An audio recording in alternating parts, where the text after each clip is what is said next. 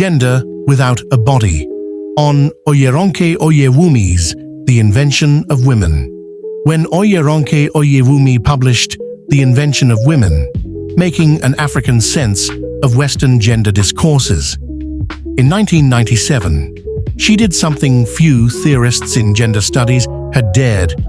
She asked whether woman itself was a coherent, trans-historical category, or whether it was, in a specific society at a specific time, an import.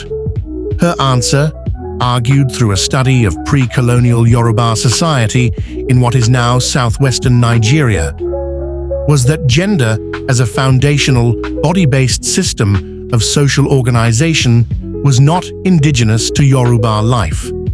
It arrived with colonialism, carried inside the very language, records, and institutions the British used to administer the territory. What looked like a neutral analytic category to Western feminists, Oyèwùmí argued, was in fact a colonial imposition dressed up as universal truth. The core argument, Oyèwùmí's method, is genealogical. She traces how Western social science, and later Western feminism, took the biological dimorphism of male and female bodies and elevated it into the primary lens through which society is read, what she calls biologic. In this framework, anatomical difference is assumed to generate hierarchical social difference everywhere and always.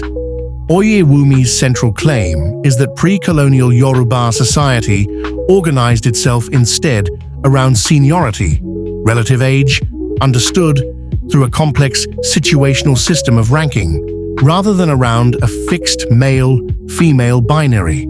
Yoruba names, kinship terms, and social roles, she argues, were often not gender-marked at all.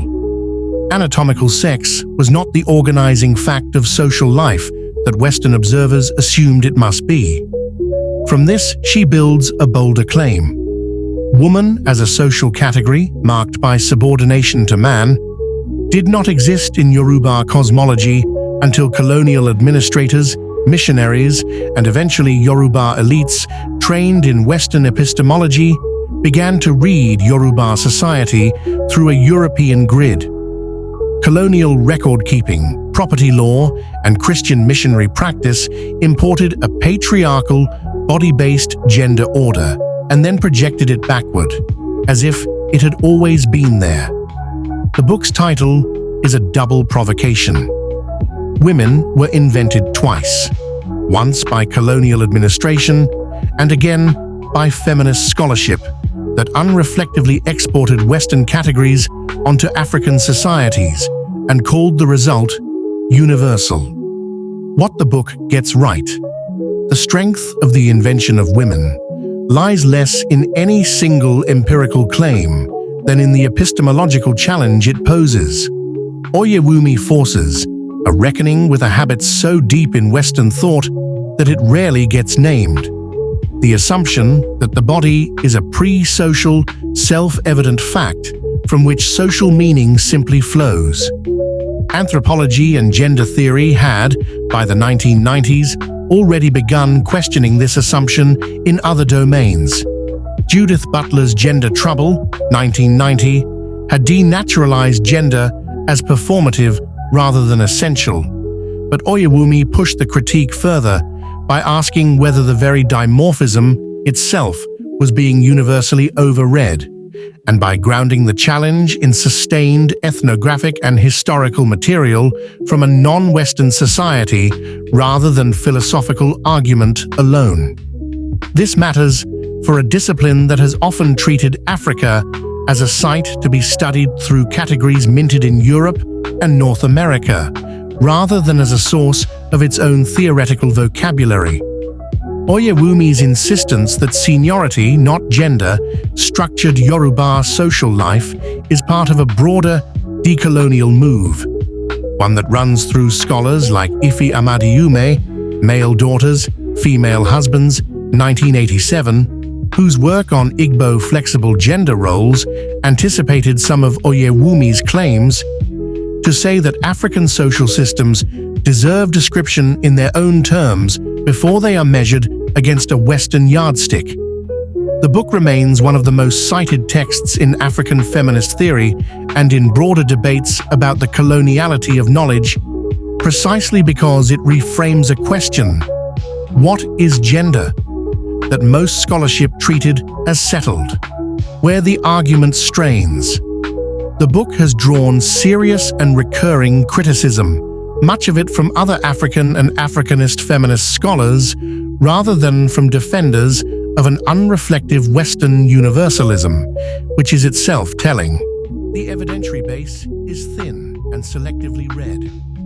Critics such as Bibi Bakari Yusuf have argued that Oyèwùmí leans heavily on linguistic evidence, the relative absence of gender marking in certain Yoruba nouns and pronouns, as if grammar were a direct window onto social structure. But the absence of grammatical gender marking does not establish the absence of gendered social hierarchy. Many languages that lack grammatical gender, Yoruba included, nonetheless have societies with pronounced sex-based inequality, and languages with heavy gender marking do not always correlate with more rigid gender hierarchy. The inferential leap from language to social ontology is one of the book's most contested moves. The pre-colonial past is reconstructed, not observed.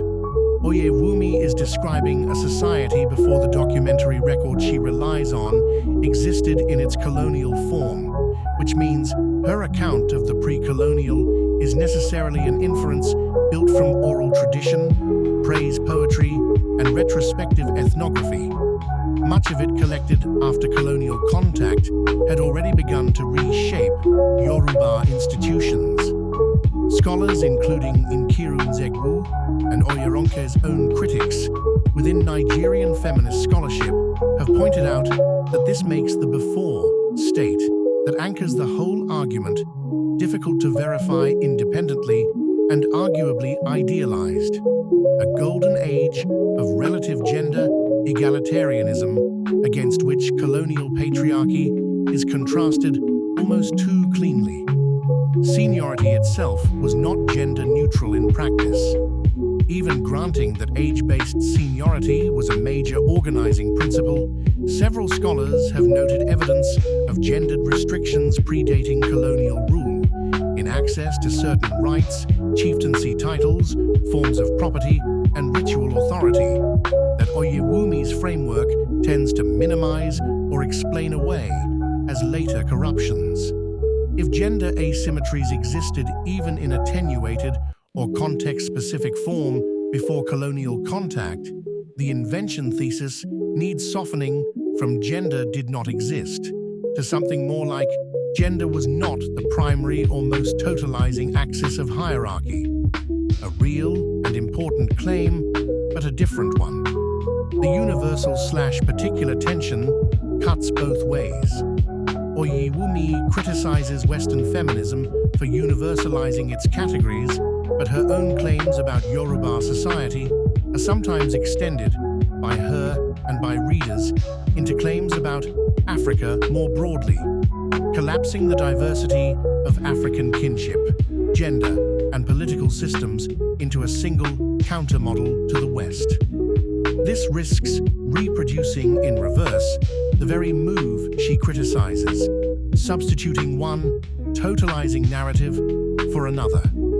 Why the debate still matters. None of these criticisms fully dislodge the book's central provocation, which is less a settled empirical finding than a standing methodological demand. Do not assume that categories developed to describe one society travel innocently to another. That demand has outlived the specific debates over Yoruba linguistics and oral history, and it now sits inside a much larger conversation about decolonizing knowledge production, one that includes debates over the universality of the family, religion, the individual, and other categories social science has long treated as self-evident. The Invention of Women is best read not as a final word on Yoruba gender history, but as an opening argument in a conversation that has continued for nearly 3 decades, largely among African and African diaspora feminist scholars who share Oyèwùmí's suspicion of imported categories while disputing her specific reconstruction of the past. That the sharpest critiques of the book come from within this same intellectual project rather than from its opponents is itself a measure of how successfully Oyèwùmí reset the terms of the debate. The question she posed, whether gender, as commonly theorized, is a universal fact of human society or a historically specific Western invention exported through empire, remains open and remains worth asking.